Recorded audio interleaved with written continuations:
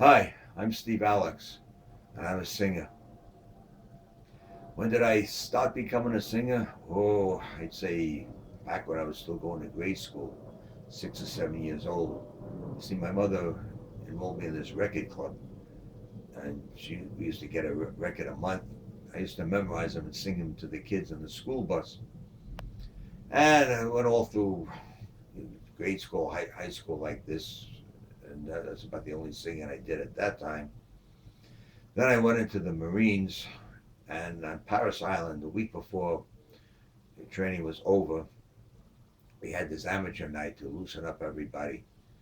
And I had written a song about Paris Island, and I did it in front of the audience. That was the first time I performed before a big audience, and everybody went crazy.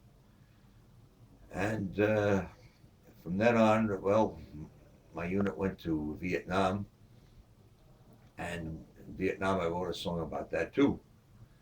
And everybody had me singing that. So that was my beginning of my singing career. When I got out of the Marines, I went back to college, and I joined a fraternity with a lot of Irishes in it. And one day at a party, one night at a party, I heard them doing a couple of the guys doing the Rising of the Moon, and it drove me crazy. I just had to learn that song, which I did, and I started singing it to them. And when I did that, they all started giving me their albums to take home with me. I memorized the songs. I memorized all their albums, and I used to sing them to them at the Rathskeller. But as far as going back to performing for a live audience, oh, that was until I was in my early 30s, and I had joined this club called the Gilbert and Sullivan Light Opera Company of Long Island, because that's where I grew up. And I just joined as a stagehand because I didn't really think of myself as a singer back then. And I didn't think I was capable of doing light opera. So I went down there to sign up as a stagehand, and the music director asked me if I wanted to audition for the chorus. I said, "Yeah, sure, it's your poison." So I auditioned. I got into the chorus. I was pretty proud of myself until I realized that they took people into the chorus in that group if they could just see them breathing. All they were looking for was a prop with a pair of legs. Well, I did that for a couple of years, and then every time I heard a singer that I liked, I'd pay them to give me lessons, and my voice gradually improved. And I started doing minor leads, and then I started doing major leads. Then sometimes I started doing I used to play 2 or 3 leads at a time, Gilbert and Sullivan. Well, later I moved back to the Bronx and went through another hiatus. That was, I didn't know my way around. And I used to hang out at this restaurant. Now, the owner of the restaurant decided to expand the place, so he built another room. And I was sitting around with a bunch of the guys, and one of them says, "Hey, it's the boss's birthday. Why don't you go in there and sing him a song?" So I went into the other room. He was having a meeting with his friends, and I caught his attention. And he said, "Yeah, what do you want, Steve?" And I said, Uncle Mike, said it's your birthday today. That maybe you'd like a song. Oh, yeah, come on, get it over with.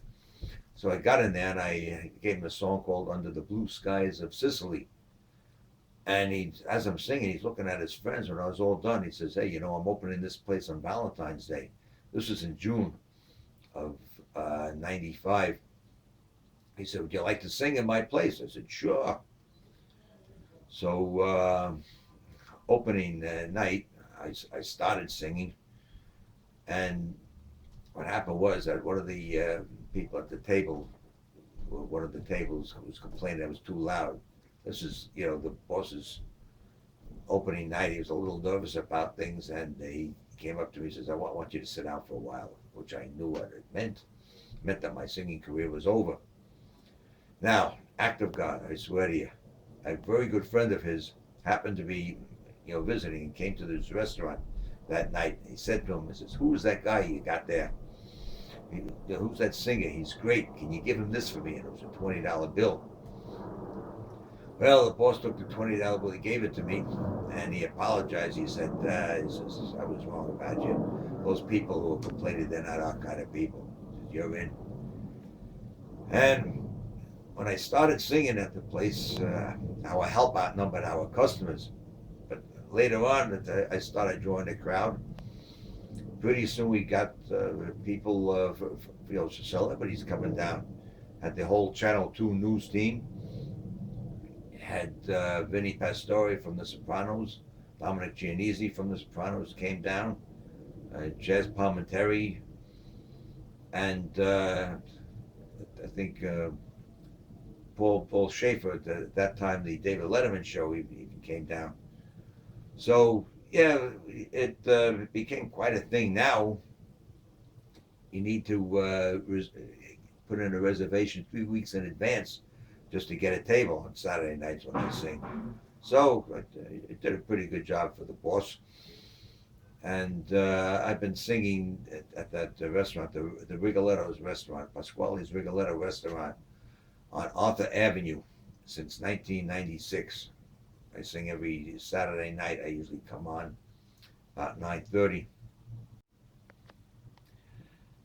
I did neglect to tell you one thing that I want to bring up right now. I did perform 2 songs of mine on national radio.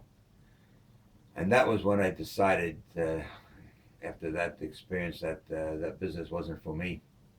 But now at the website, it's a whole new approach, and I'm eager to get into it. The instrumentation that I use on my songs, I have a keyboard man, I have a sax player, a percussionist, sometimes a drummer, a trumpet player, and a rhythm guitar.